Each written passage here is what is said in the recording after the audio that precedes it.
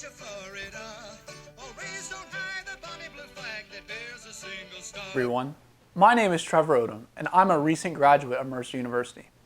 For the past 3 years, I've researched Florida's secession in depth and how her decision to secede was a minority one. During this presentation, I will illustrate how Florida's secession process was not a coincidence, but carefully engineered and planned since 1850. Before I get started, I just want to note that in no way, shape, or fashion do I believe in slavery or the ideas that the men and women expressed in 1860. I am a simple historian looking for the truth. For this project, I've analyzed over 60 primary and secondary sources, with many of the primary ones overlooked by most Florida historians. Now, many of you were probably raised in a similar fashion as I was in regard to Civil War history. The South fought for the preservation of states' rights and individual liberty, not about slavery. I did not question this at all until my sophomore year in college when I read John F. Reiger's article in the Florida Historical Quarterly titled The Secession of Florida from the Union, a Minority Decision. This is when I began to research Florida's secession process in depth.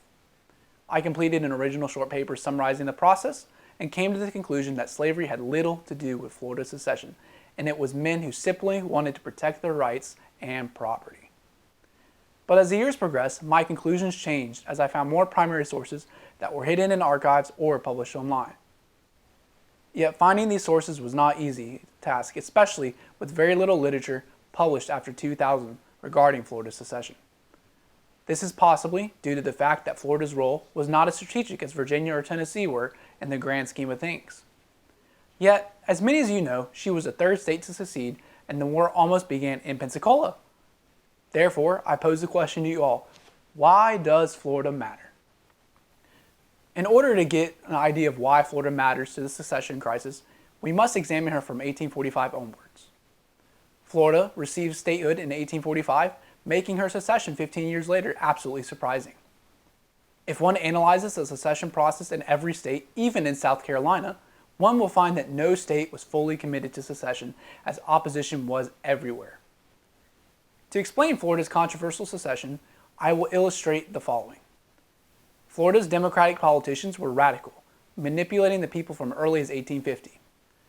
During her secession process in 1860, there was great controversy caused by every aspect of society, with many leading politicians, clergy, and newspapers speaking out against secession, yet others attempted to silence the opposition.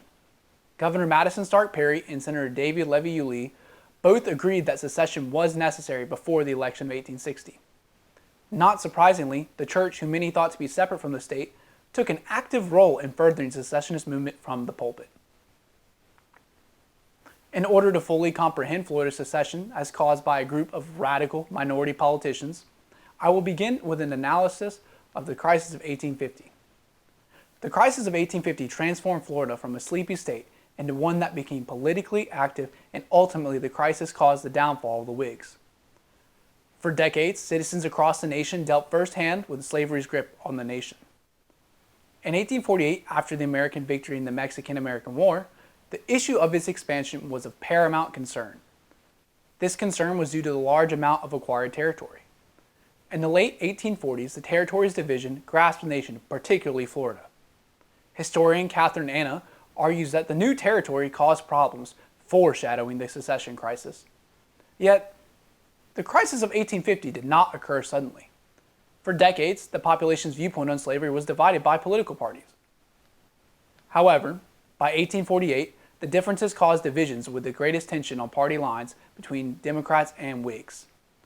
Florida provides one of the best examples of how radicalist thought spread during the crisis of 1850, allowing the Democratic Party to solidify themselves throughout the South. Florida historian Seth A. Weitz shares this view, saying that the crisis of 1850 was the beginning of the end for the two-party system. He specifically states, "Nowhere in the South was this political struggle more evident than in Florida, where moderates and radicals battled for the supremacy of the state's political apparatus during the 1850s. In 1848, the Whigs were successful during Florida elections.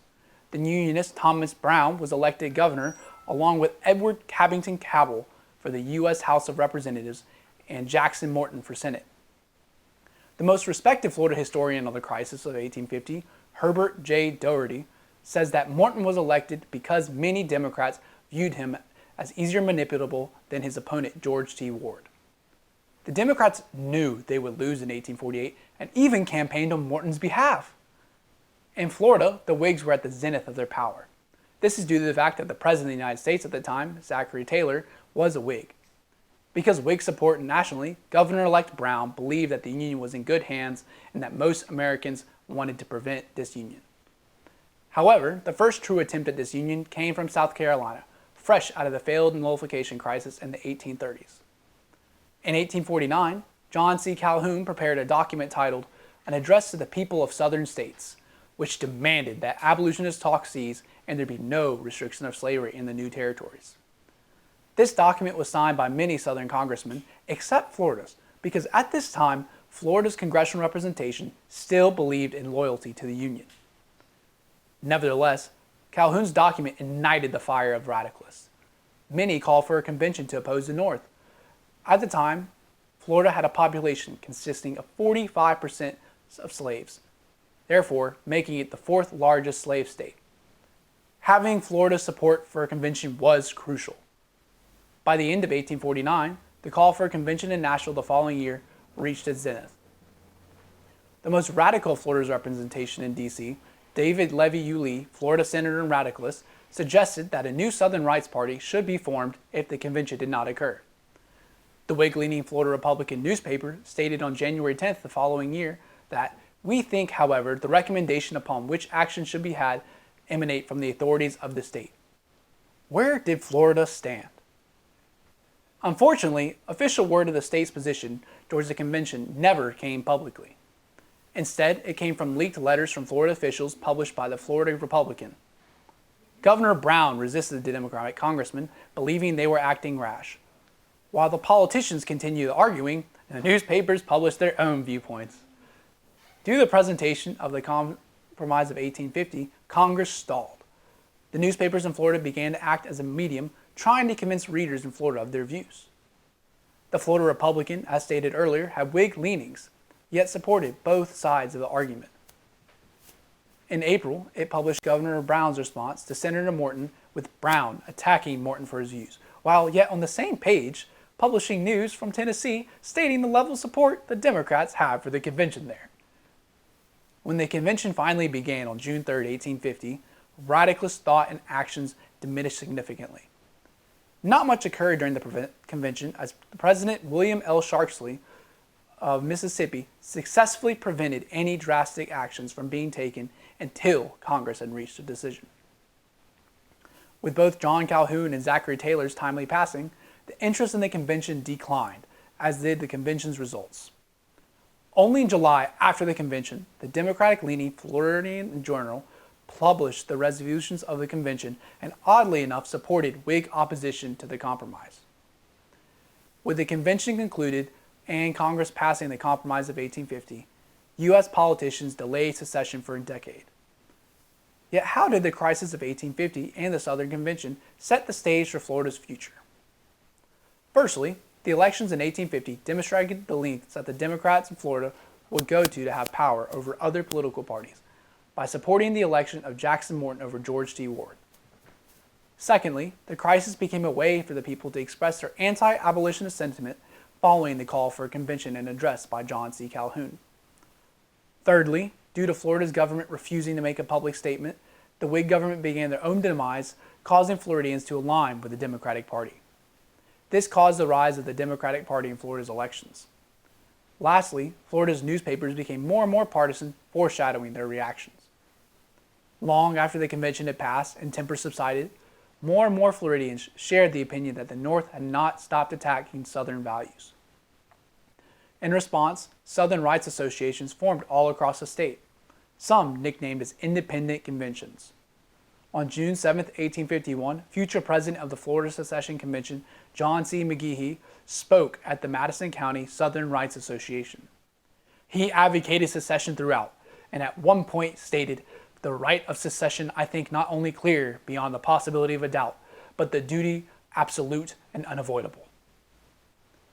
Due to the lack of response from Florida's government, and again during the Kansas-Nebraska crisis of 1854, Floridians turned their frustration towards the Whig Party in Tallahassee. By By 1856, the Democrats had taken control of Florida's government in both national and state levels. In 1856, Madison Stark Perry defeated David Walker of the American Party. Perry is seen by all Florida historians as a secessionist governor. However, this election is evident that Florida's population did not yet want a radical governor. In fact, Walker lost only to Perry by 370 votes. The reason that the election was so close was due to the fact that Walker supported many Democratic positions, such as cheap land. This supports the idea that the Floridians still largely opposed radicalist ideas.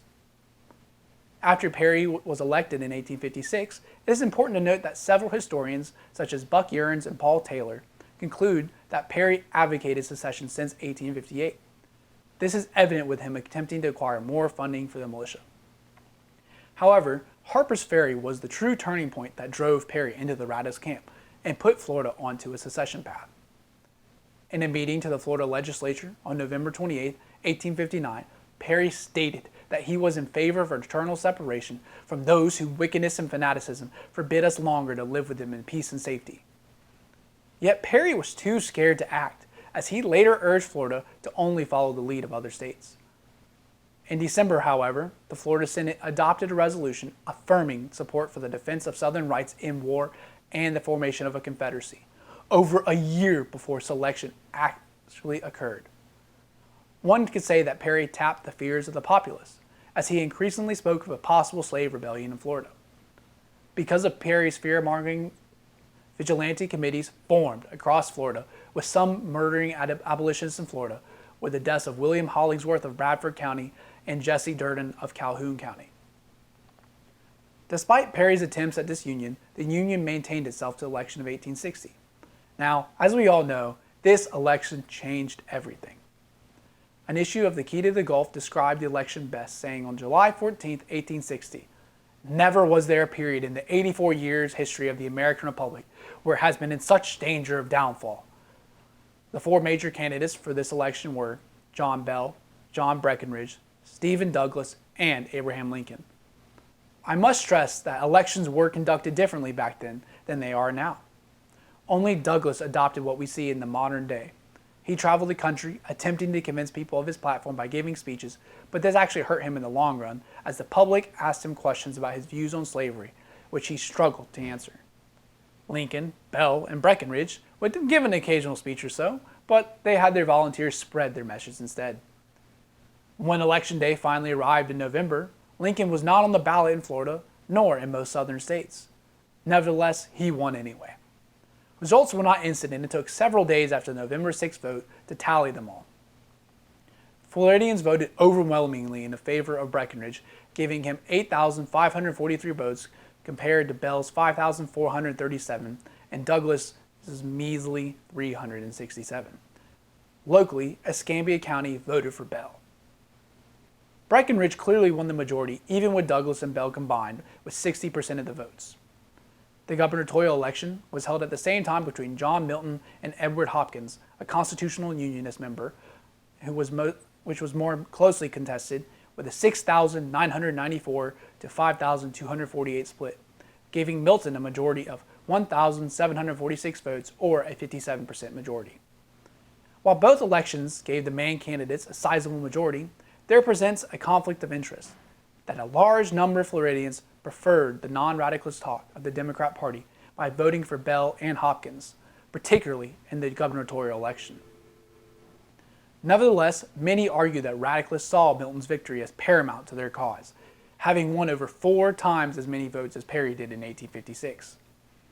With Lincoln's victory, the Tallahassee and Floridian Journal stated what many saw as inevitable.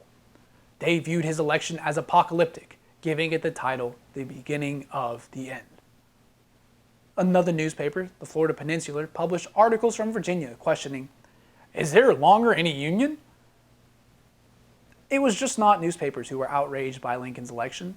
In Madison County, 83 men joined a company of Minutemen in order to serve the state. The city of Fernandina adopted a resolution affirming that election was proof that the Union had dissolved. These actions occurred in November 1860, before secession or even the convention took place. Is this further evidence of the newspapers actively fear-mongering, ushering Florida's government and people to secede? Nevertheless, Governor Perry needed no lobbying or motivation as he indicated desires for secession since 1858 openly. Lincoln's election simply gave him the excuse to push the secessionist agenda. In Florida's first meeting in the legislature on the 26th of November 1860, Senator Yulee sent a message confirming his decision to stand with Florida no matter what she decided. In addition, the legislature read Governor Perry's message with Perry saying, "For myself, I do most decidedly declare that the only hope the southern states have for domestic peace and safety is secession." Now, as in all political crises, not everyone is in agreement. Former Governor of Florida, Richard Keith Call, urged the state government to wait. Perhaps, in one of the most damning pieces of criticism so far, Call mocked the politicians saying, "Is it not a fact that the present disunion movement in Florida is not because of the election of Mr. Lincoln, but from a long cherished hatred of the Union by the leading politicians of the state?" The legislature, though, was not the only part of Florida heating up. In Pensacola, speeches were given in the streets, with sometimes fights breaking out between secessionist supporters and the U.S. military.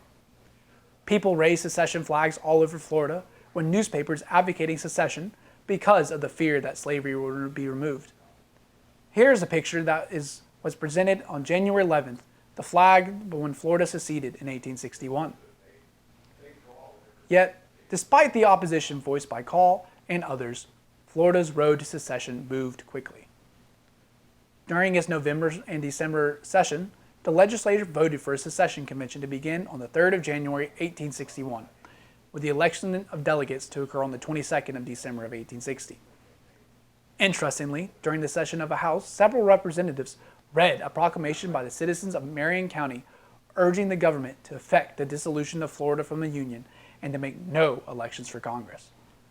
Florida's politicians in the House appeared to ignore the petition, but senators attempted to vote on it, trying to prevent a future election but failing.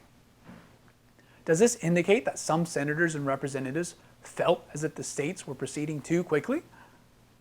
It is hard to say, as official records are lacking in detail. Where was the opposition? Herbert Doherty believes that the lack of opposition was due to their belief that they felt it wiser not to oppose secession publicly, but rather to seek a delay in the hope that a conservative reaction would come. Regardless, Florida's politicians continued their secessionist discourse even as secession had not occurred yet in any state. Yet finally, on December 20th, 1860, secession became reality as South Carolina declared a secession. Florida's decision to have a secession convention before any state indicates that the secession was imminent and inevitable. This goes along with the general consensus that Florida followed the lead of South Carolina in setting the date for a convention. On the 22nd of December, Floridians went to the polls to vote for Florida delegates to the convention. Due to the scarcity of primary sources regarding the December 22nd election, it is difficult to describe what occurred throughout the state. Yet I have found a few sources, so I will attempt to provide an accurate picture. 69 men were elected to represent Florida for the convention. Only 7 out of the 69 came from Florida, with the rest being born in other states. 51 of the delegates owned slaves, but not all actively favored disunion. In Leon County, a pro-union ticket called itself the People's Ticket, with them pledging to fight secession and submit the results to the people for approval. For ease, we will call the Unionists as cooperationists. Included in this cooperationist camp were the delegates from Pensacola, both slaveholders themselves. The Radicalists wanted to be certain that they had the majority of delegates. Another Florida historian points out limiting factors. The great distances and poor transportation facilities within Florida presented a problem to the Radical Democrats. They wanted to be certain that the radical counties of Dade and Monroe were legally represented at the convention. The Radicals rectified this issue by having a special messenger to certify the results before a judge in Key West and then have the delegates board a ship in order to make it on time. On the 22nd itself, Governor Call visited polling stations in Leon and Gadsden counties, noting that the people seemed bewildered at having to decide the fate of a great system of government almost without a moment's reflection. With the election concluded, the lack of fear for war, campaign of the Unionists, large size of Florida, and all the polling stations being under radical control by the Democrats, these factors made the result a foregone conclusion. Yet, believe it or not, the results were not as shocking as one might think. The results were close. Of the delegates elected, the cooperationists or unionists composed between 36 and 43% of the convention. The rest of the delegates had overwhelmingly secessionist attitudes. Since the large amount of delegates being secessionists, Lauren Thompson summarized the 22nd of December best saying, "The secession convention representatives, the majority of whom were slaveholders, successfully convinced the masses that disunion was their only option and the protection of slavery was no secret." On January 3, 1861, the delegates began to arrive in Tallahassee for the convention. William Watson Davis describes this as the definite beginning of a revolution. Bishop Francis Hugo Rutledge of St. John's Parish in Tallahassee invoked the opening of a convention with prayer. This could have been an attempt by the secessionists to promote that their mission was divine and just. However, the delegates delayed the revolution until January 5th, as not all the Democrats had arrived. And yet another turn of events, on January 4th, President Buchanan called a national day of fasting and prayer to help calm down tensions within the country. However, the day of prayer increased rather than calming the nation down. The church's support of the secessionists and therefore pro-slavery agenda did not only occur during the climax of the secession crisis. In fact, the church began to divide itself due to these issues as early as 1837, with the Presbyterians splitting into factions over differing viewpoints. Noted religious scholar of the period, C.C. Goen, explicitly states that each dispute evoked dreaded premonitions about political disunion, spreading fear that the division of churches would lead inevitably to civil war. In fact, during the secession crisis, Methodist and Baptist churches constituted 82% of all churches in the South, with most supporting secession. This is seen on Florida on January 4th when the majority of churches advocating the secession's message from the pulpit, making it no wonder that the people would become more and more convinced of the necessity to secede. On the following day, January 5th, the convention resumed. The first proceedings elected John C. McGehee as convention president. This was possibly the convention's first major path towards secession because McGehee was a radicalist since the 1850s. After electing other positions, the convention adjourned to later that afternoon. Upon reconvening, Mr. Parkhill filed a statement that said, "We are willing, should the people of the state so desire that the action of this convention be referred to them for ratification or rejection, the vote to be taken after the action of the Alabama and Georgia conventions." The delegates voted to table the resolution. Parkhill's motion never reappeared in the convention. Interestingly, this shows that some of the members were pushing for a more wait and see and let the masses decide it, a cooperationist attitude. The convention resumed on the 7th, with McGehee introducing Commissioners Edward Bullock of Alabama and Leonidas Spratt of South Carolina. Oddly, President McGehee's welcome speech indicated a strong cooperationist tone. Were McGehee's comments just a ploy to create a facade that the convention will debate any other option other than immediate secession? One can never know. However, they certainly seem like it due to his background and result of the convention. Regardless of McGehee's intent, Bullock and Spratt delivered their speeches before the convention, with Spratt speaking of the inevitable, irrepressible conflict between North and South, firmly advocating secession. The radicalist, Edmund Ruffin of Virginia, also addressed the convention. He urged Florida to act with haste so that other states could follow her example.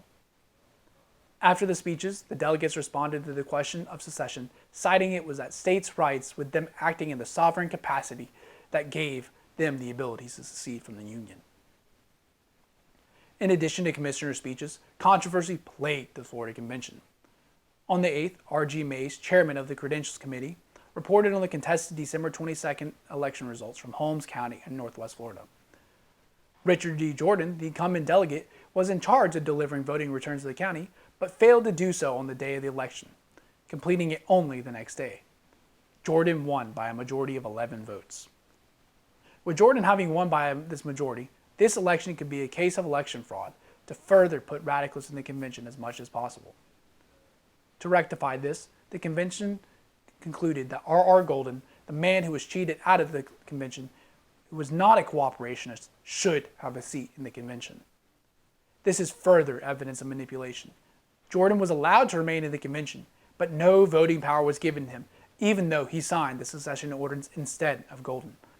Yet, with Golden voting in the secessionist camp, this would not have mattered. On the 9th, the most important day of the convention occurred.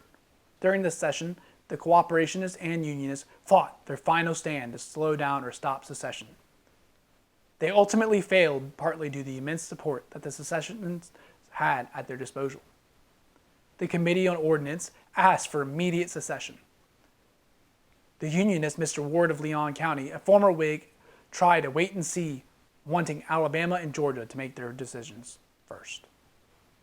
This was lost in the ensuing vote. Mr. Ward then tried to have secession sent to the people, which was also rejected. Does this mean that the secessionists were afraid they did not have public support? With a contested result in Holmes County and a large part of cooperationists in the convention, it is possible. Jackson Morton attempted to delay the process and make the convention wait until only Alabama was decided, which the convention also rejected. Mr. Ward attempted by trying to postpone the secession decision to January 18th, which was again rejected. After Ward's final attempt, no other delegates brought up more motions, therefore ending the cooperationists and unionist attempts to save their state from the radicalists. It is interesting to note that all the votes for the motions were between 39 and 42 delegates voting nay, and 26 to 30 delegates voting yea. This indicates quite a heavy split between the viewpoints, and it makes one wonder why so many sides switched the next day. The moment of truth had finally arrived in Florida. After the cooperationists' attempts to delay secession on January 10, 1861, the delegates voted in full attendance to remove Florida from the Union, approving it 62-7. Most cooperationists decided at the last minute to switch from the nay camp and side with the radicals, including Mr. Ward of Leon County, who fought so hard for delaying it.